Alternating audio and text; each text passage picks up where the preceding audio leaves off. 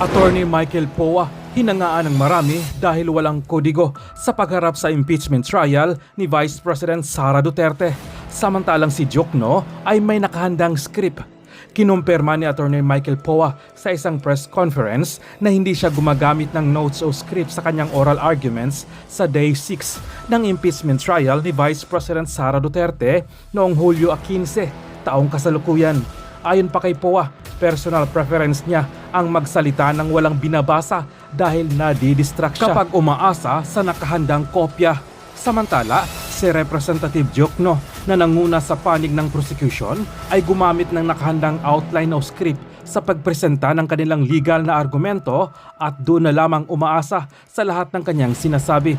Sa oral arguments, iginiit ni Diokno na dapat maglabas ng subpoena ang Senate Impeachment Court para sa bank, BIR at AMLAC records ni Vice President Sara Duterte.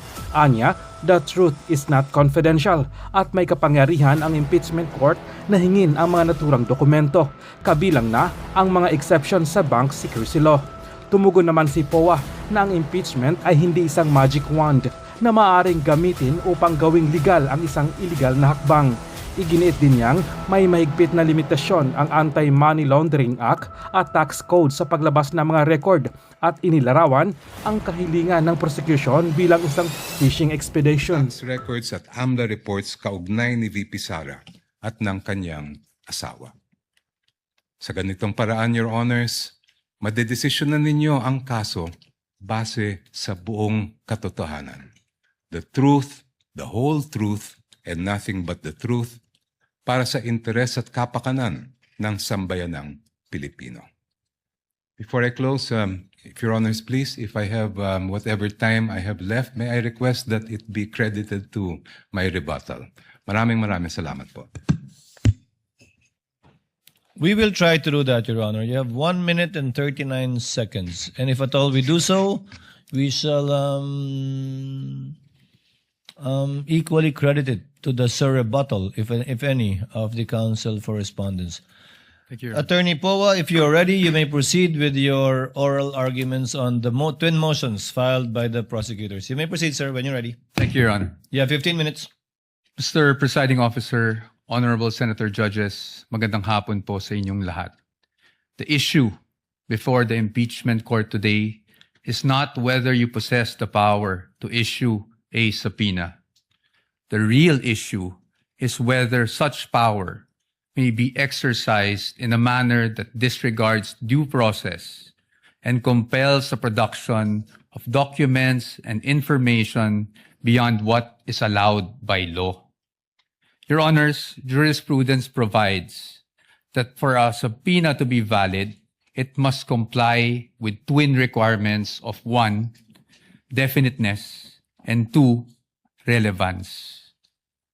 Ibig sabihin po nun, dapat particularly described po ang nasasaklaw ng subpoena at dapat may direktang kaugnayan sa ginagawang paglilitis. Your Honors, when a subpoena becomes oppressive, when it is unreasonable, and when it is merely issued for the very purpose that there is a hope that somewhere, somehow, something incriminating will come out, it ceases to be an instrument of justice. It becomes a weapon of a fishing expedition. And that is exactly what confronts this very court today. And that is why the defense has taken the position that the prosecution's requests must be denied. Allow me to explain, and let me begin with constitutional points. Our first point, Your Honors, due process. Impeachment is primarily a legal and constitutional procedure with political characteristics. It is sui generis, but it is not a purely political proceeding. Ibig sabihin po nun, the Bill of Rights, especially the due process clause, applies in all stages of the impeachment process. Your Honors, those are not my words. Those are the words of the Supreme Court in Duterte versus House of Representatives. And that is the law of the land. when we speak of due process, we offer a simple proposition that evidence must be present to support each and every accusation. Pero hindi po yon yung nangyari dito. Balikan po natin kung saan nagsimula itong proceeding na ito. I have here with me, Your Honors, copies of the Saballa and Cabrera complaints, both filed before the House of Representatives. Both accused the Vice President of allegedly amassing unexplained wealth, both with voluminous attachments, yet not one attached a document to support that accusation. Not a single financial transaction record, not even a single SALN. In fact, it was only after these complaints were filed, and more significantly, only after the respondent had filed her answer before the Committee on Justice, that committee started searching for evidence to somehow support these accusations through, again, the issuance of subpoenas.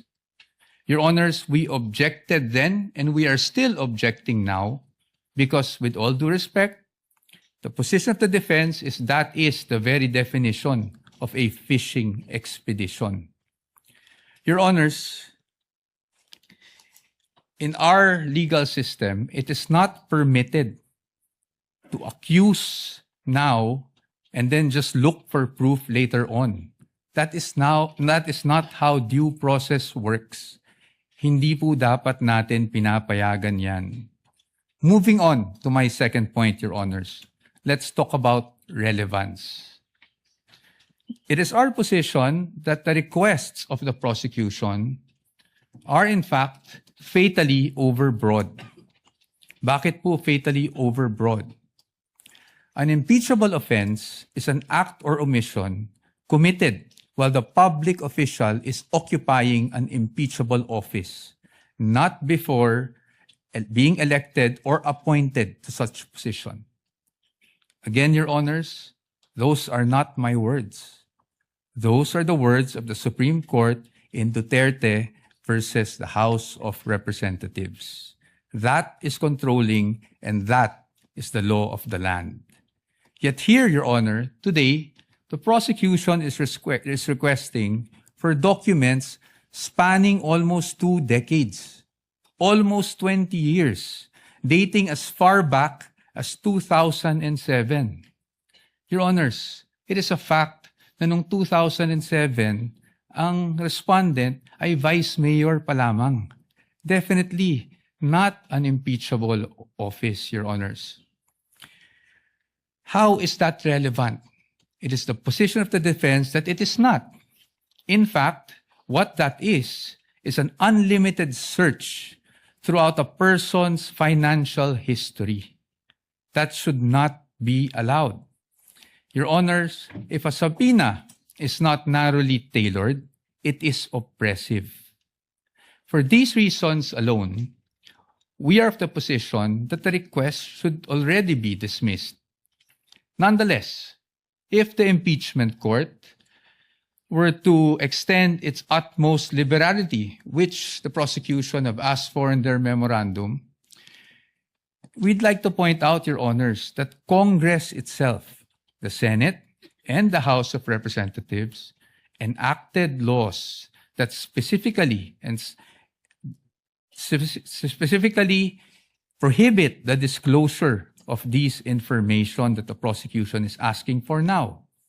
Let us go through them one by one. Let's start with RA 9160 as amended by RA 11521, which is the Anti-Money Laundering Act. Your Honors, the prosecution is asking for covered transaction reports, suspicious transaction reports, financial intelligence reports, again, spanning almost 2 decades. However, it is clear under Section 8A, which we are flashing on the screen right now, na bawal po yun. Disclosure is prohibited under this provision, Your Honors. It is in black and white. Meron po bang exception Wala po. Impeachment is not an exception. Had Congress wanted to make impeachment as an exception, madali lang naman pong ilagay yun sa batas. Pero hindi po iyon nagawa.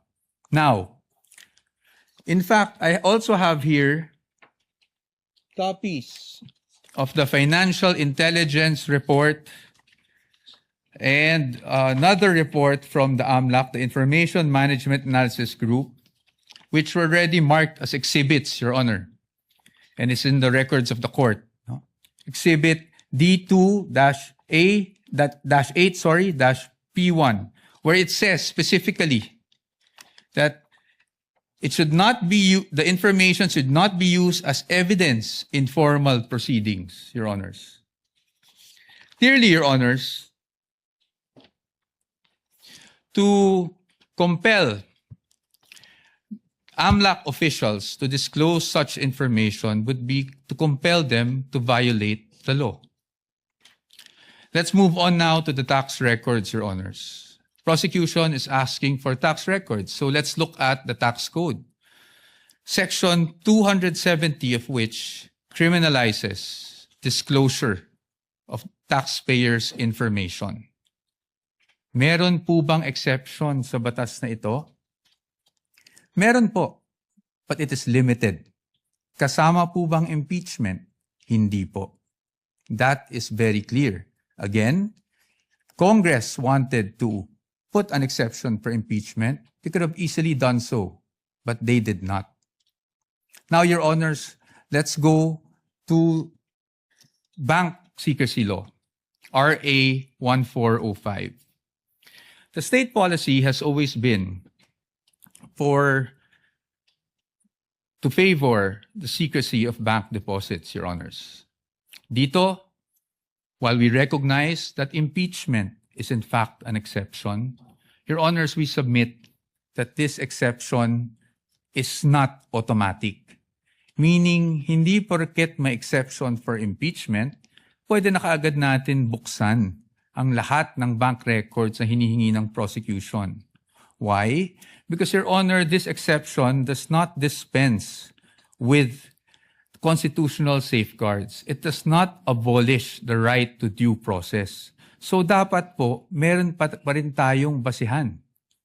If you look at the articles of impeachment, wala naman po doon na nagsasabing yung sinasabing unexplained wealth coming from, even if it was an illegal activity, ay pinasok sa isang specific account. In fact, Your Honors, this exception does not automatically mean that we should permit a fishing expedition.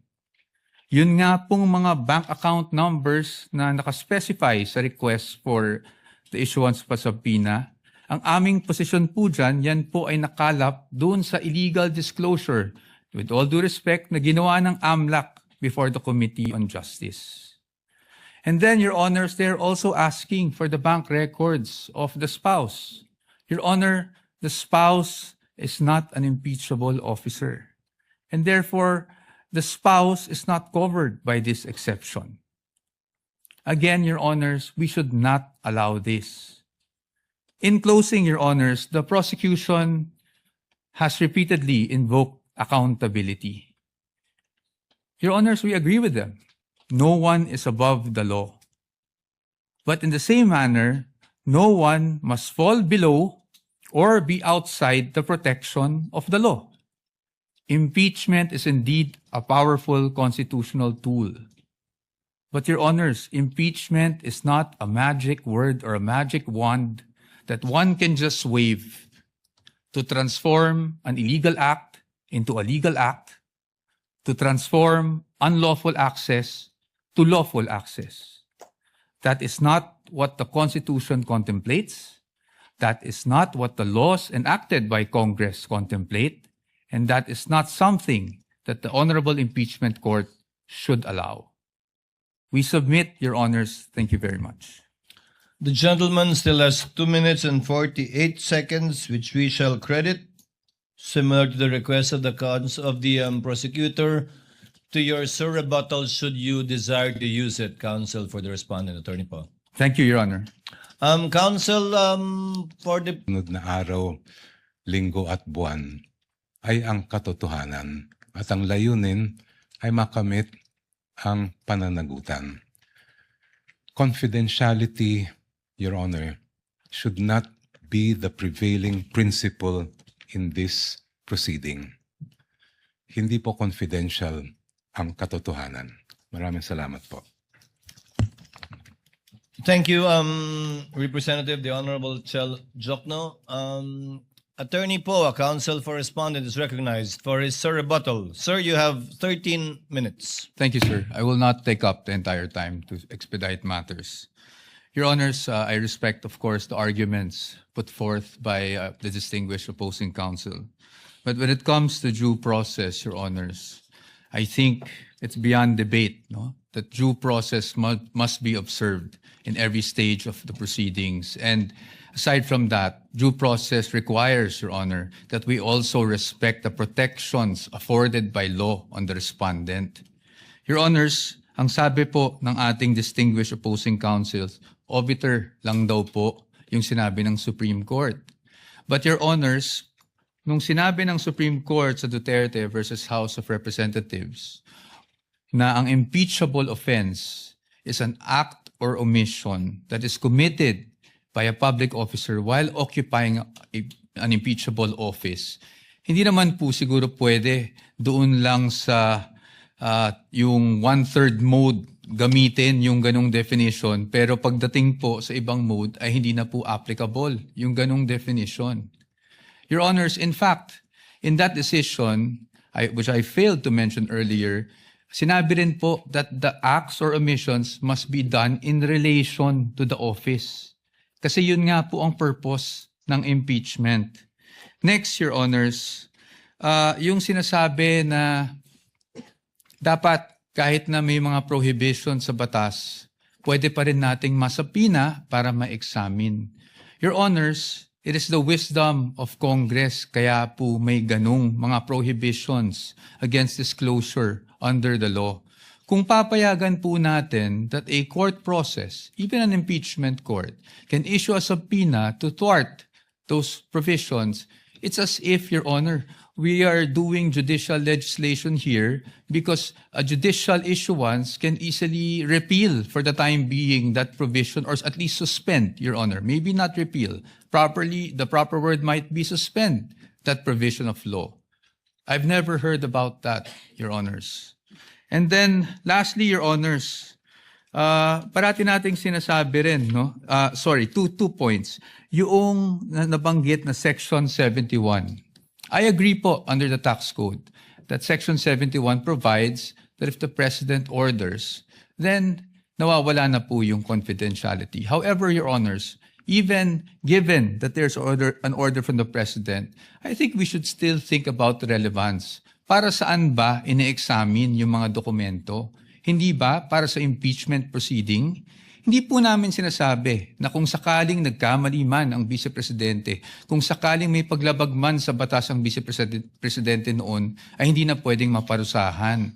Marami naman pong paraan. You can file cases against the Vice President for those infractions, preterm infractions.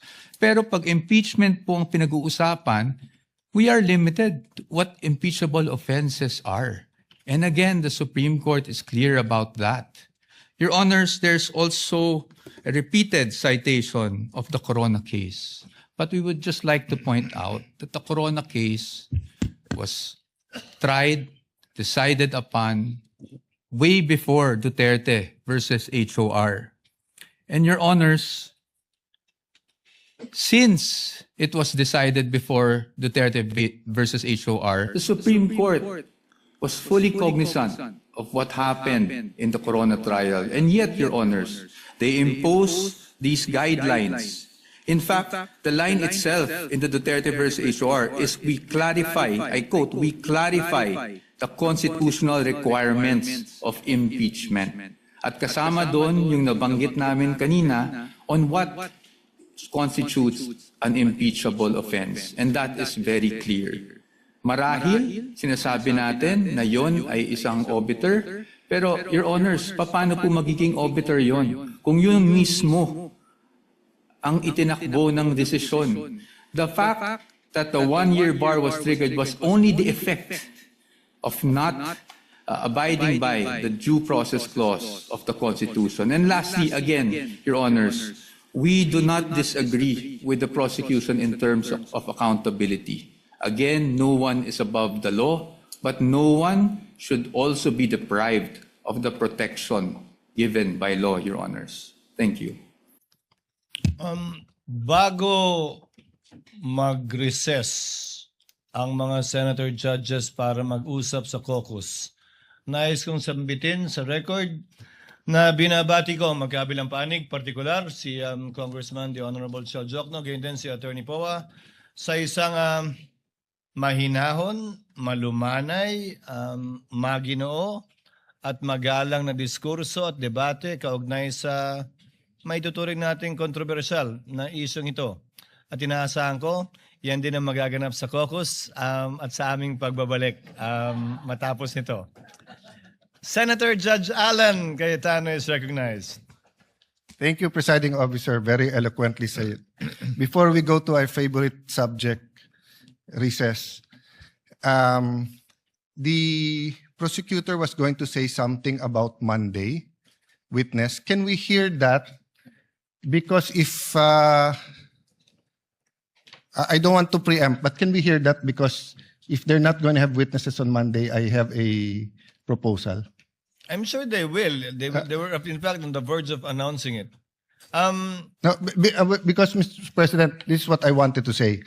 We do need the caucus, but after hearing both sides, I really have many questions, and I think we should really dapat mahimay. But after hearing them, I think there's a couple of issues we will agree on, but I'd rather ask my questions on Monday. So if everyone agrees, then we can caucus but allow them to adjourn, no? Unless someone wants to ask after our caucus.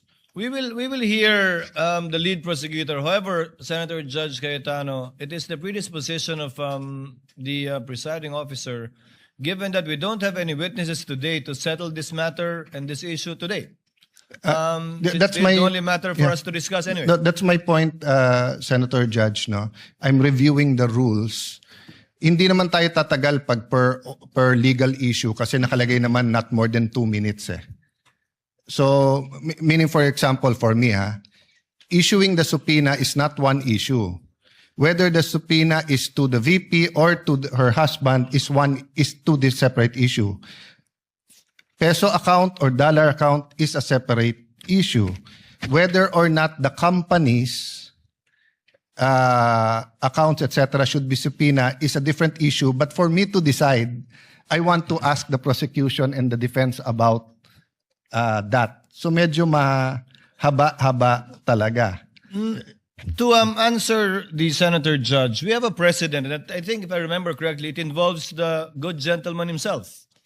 When then Senate President Enrile made a ruling with respect to the request for the issuance of a subpoena against the former Chief Justice Corona and his family, the gentleman agreed with respect to not issuing the subpoena against the Chief Justice, but disagreed with respect to not issuing with the family.